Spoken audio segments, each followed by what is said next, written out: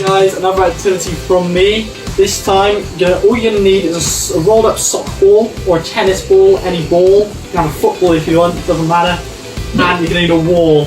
So what you're going to do, you're going to have 30 seconds. You're going to have 30 seconds to throw your ball against the wall and catch it again. You can go as close as you want or as far away as you want, doesn't matter. I'm going to go quite close because like, my ball's not very bouncy.